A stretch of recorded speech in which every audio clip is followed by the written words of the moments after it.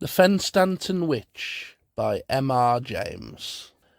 Nicholas Hardman and Stephen Ash were two fellows of King's College in Cambridge. They had come, like all their contemporaries, from the sister college at Eton, where they had spent their lives from about the age of 6 to that of 16. And at the time we encountered them, they were both men of about 30 years old. Hardman was the son of a Lincolnshire parson living at Thorganby on the Wolds, while Ash's father was a yeoman farmer of Ospringe in Kent. Hardman was black, dour and saturnine, with a rasping voice and a strong Lincolnshire accent, which I will not reproduce here. Ash had the sturdy and somewhat slow intelligence of his Kentish ancestors. A good friend and a bad enemy represents the opinion which the men of his year held of him. Both were in priests' orders, and each, we might suppose, looked forward in the fullness of time to occupying college livings, marrying and bringing up a son or two, one most likely to reproduce his father's career, another perhaps to go on the land and become a reputable farmer in a small way. I say we might suppose their aspirations to have been of this nature, for such was the programme of a majority of fellows of colleges at that time. But there is an entry in the book called Harwood's Alumni which shows that they entertained ideas of a very different sort, and it has occurred to me that it may be worthwhile to tell the story of what they adventured and what came of it. I have alluded more than once to their times, but I have not yet told you when they lived. Queen Anne was on the throne of England, Scotland, Ireland and France, and Dr. James Roderick was provost of the college, having been elected by the fellows in preference to Sir Isaac Newton, whom the Prince of Orange, King William III of blessed memory, would have intruded into that position. The fellows of King's had indicated their right, and so the lower master of Eton occupied the lodge, while Sir Isaac lived over Trinity Great Gate with his dog Diamond. The university was a happy, sleepy place in those days, one is apt to think, but after all, what with the church in danger, and the excitement of depriving Dr. Richard Bentley, then master of Trinity, of his degrees, there was probably no lack of sport to be had within the precincts. Certainly just outside them there was more than there is now. Snipe were shot on Parker's Piece, and the dreary expanse of undrained fen was the haunt of many a strange fowl. Of other inhabitants of the above I may one day find an occasion to tell.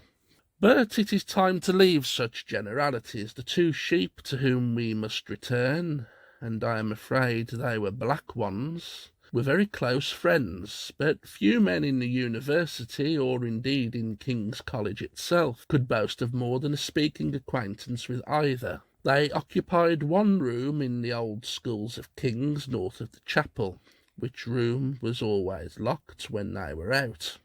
These were not days when fellows, nor still less scholars, were in the habit of dropping into each other's abodes to partake of casual hospitality in the way of tobacco or whisky and water. The common life, such as it was confined to chapel hall and the fellows' parlour.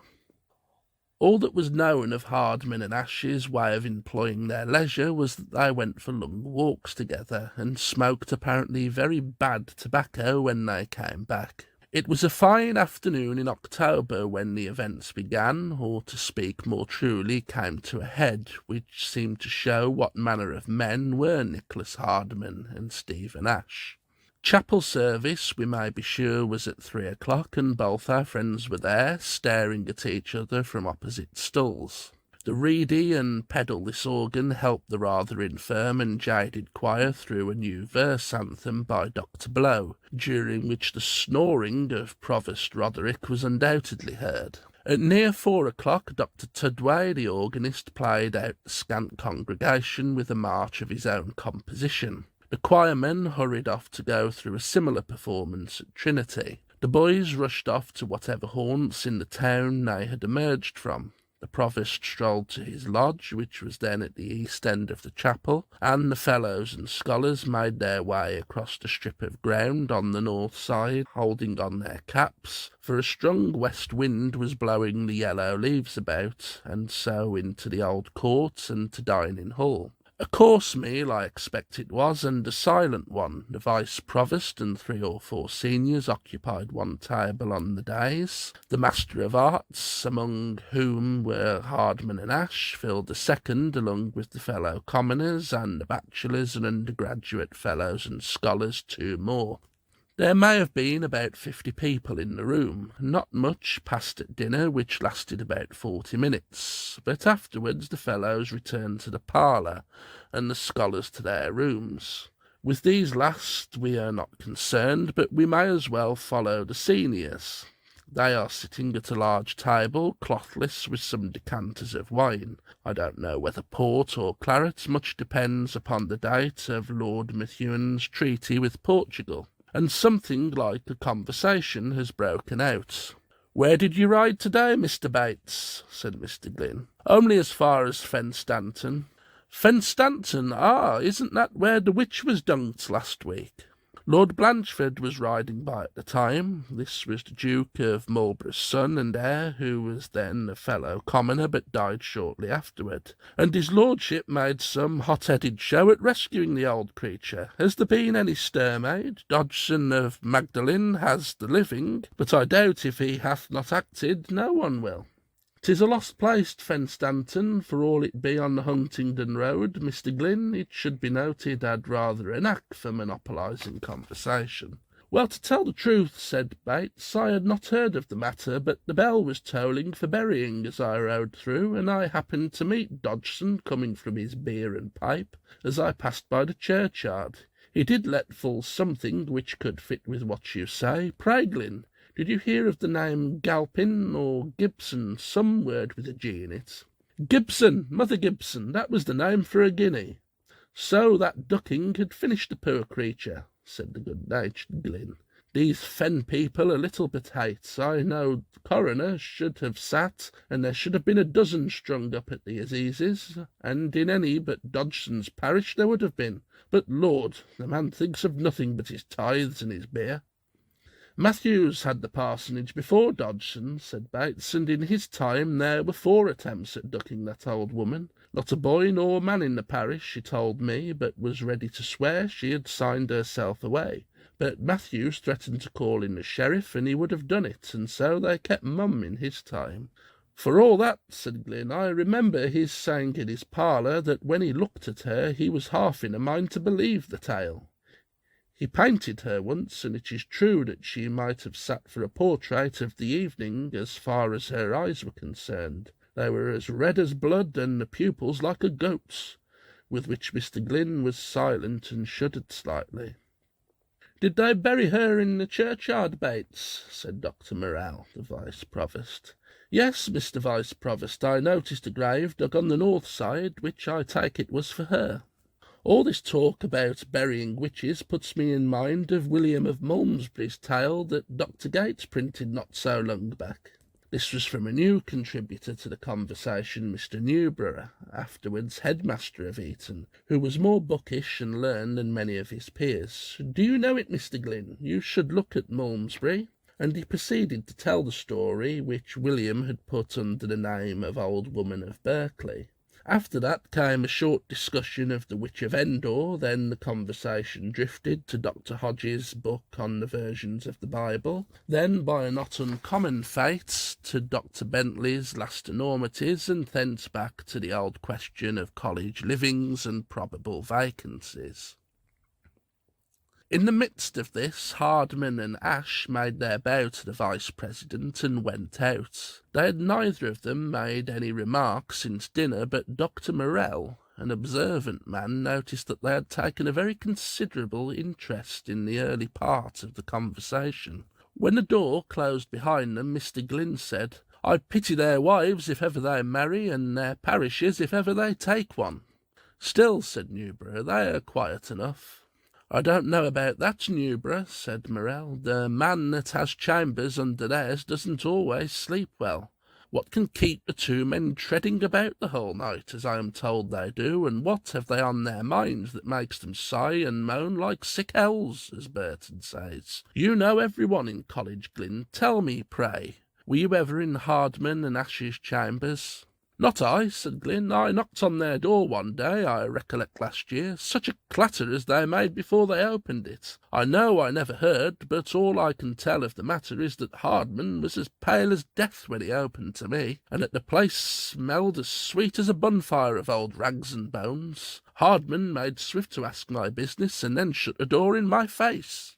Well, said Mr. Vice-Provost, he might have spared himself the question, Glynn, for I never knew you to have any business in this life yet. Never matter, 'tis time to turn unto the coffee-house, gentlemen. I have told Dr. Gates that we should be there before 8 o'clock, and the clocks are giving the quarter now. The company adjourned, therefore, to a coffee-house on the market-place and smoked clay pipes till 10. With Dr. Roger Gates and some other gentlemen from Trinity, Queen's and Bennett colleges.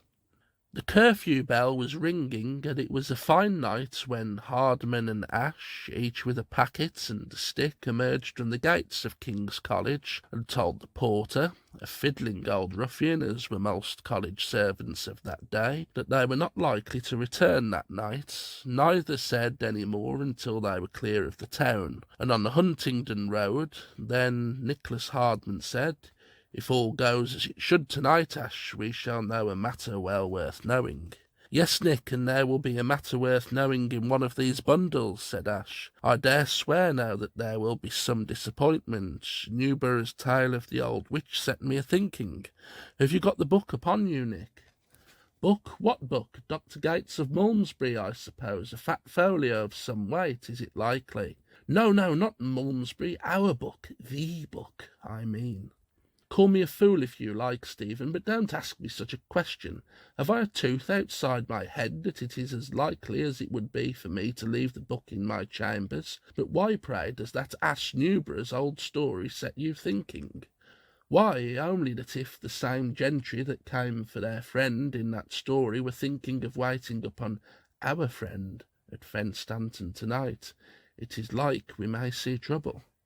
Hardman gave a snort. "And if they did, do you think a circle is broken so easily? Have I nothing here that could avail to make them give back? Still, you were right in a way, Stephen, as you have been before. If we are later in the field than they, there may be trouble, even danger. If we get the 3 locks of hair and the winding sheet, we are masters of the elementals. The others want the soul."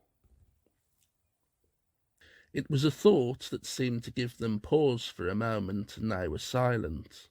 So the clouds flew across the moon, and the wind blew over the bare fields, and the bells of Cambridge came more faintly to the ear as they walked quietly on towards the sleeping village of Fenstanton. Those who remember the road between Cambridge and Fenstanton will bear me out when I say that it is 11 miles long and presents few features of interest. There is an occasional wayside inn, a few farms a little off the road, and on a clear day we may see the lantern and western tower of Ely Cathedral, and a good many church towers. The church nearest to the road is that of Lulworth on the left hand, some 5 or 6 miles out. There was something doing at Lulworth when Hardman and Ash passed it. The bell was going and the windows lighted. Nocturnal funerals were not uncommon in Queen Anne's time, so it did not surprise the onlookers when they saw 2 lines of torches working their way slowly through the trees near the church, and when they saw a figure in white flit out of the south porch to meet the cortege, they knew that it must be the parson. Yet a few moments more and the procession was in the church. Then Hardman and Ash walked on again, for they had paused a moment. The turning out of the main road towards Lulworth Church lay some little distance ahead, and down the lane was coming a group of figures at a great pace. They reached the road and turned down it towards the travellers, who were a little daunted thereby, because they did not wish to be recognised as Cambridge parsons at that hour of the night. There appeared to be 7 people clustering round one in the middle, and their action and gaits were like those of watchmen who had taken a prisoner. The party came on, and it seemed as if this conjecture might fit the situation, for the person in the midst was plainly reluctant, and as plainly was being hurried on by the rest. Hardman and Ash drew towards the hedge to let the men pass, and their eyes were riveted upon the face of the captured man.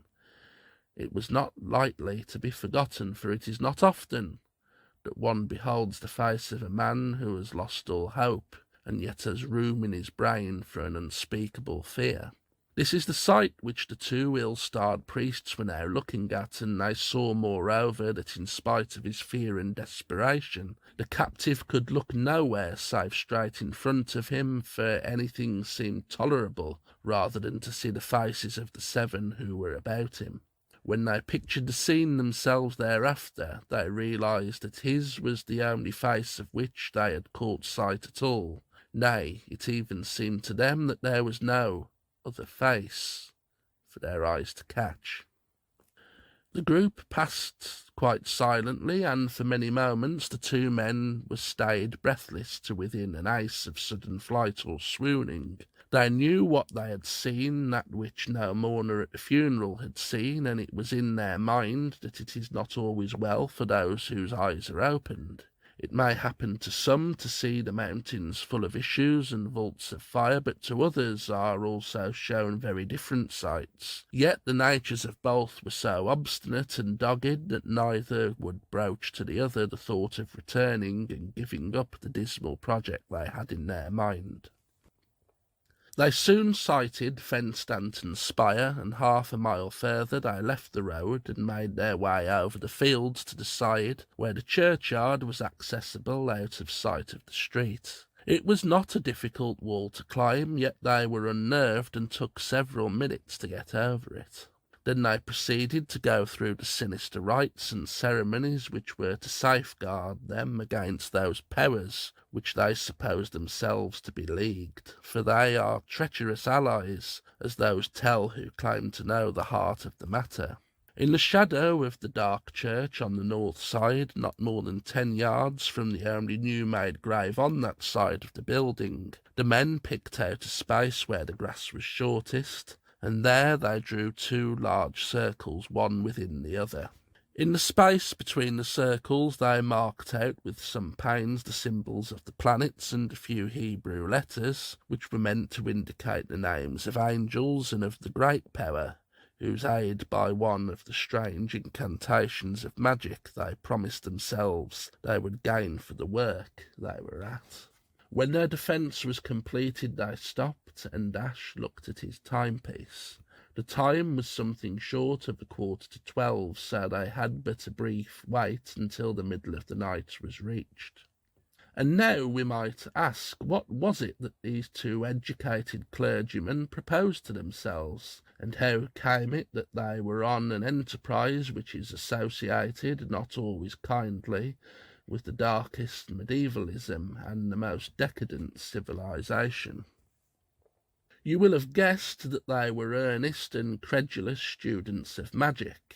How came such men to Cambridge in the reign of Queen Anne? I can only answer that in that day there were many such men in Germany, and the instinct which prompts men to seek intercourse with the unseen peoples of the air is one that may come to any civilization and in any century. Many believe the intercourse has been sometimes gained, but that is little to the point. That which Hardman and Ash were determined upon was the obtaining of an ingredient for future spells. This would, they hoped, enable them to command the forces of nature to a degree which they believed many to have obtained before them. They meant on this night that they were confident of accomplishing it, to go through certain forms of words which would have the power to make the corpse of the old woman buried that day rise out of the grave and come to them. Hard as it is to think of, they intended to get from her the portion of grave clothes and the locks of hair of which Hardman spoke when they were on the road. Then the body would return to the earth as it was, and the soil be replaced over it. They were to go back to their college the next day, and in 7 days' time few would be so rich and powerful as Nicholas Hardman and Stephen Ash. It was with a strange kind of exultation that, as midnight came near, Hardman drew from his bosom a paper book, about 100 years old, ill-written and full of diagrams like those which had just been drawn upon the ground, and within whose compass both of them were standing. He began to read or intone a Latin form of conjuration, a sinister kind of church service, in which the most sacred of names were freely employed.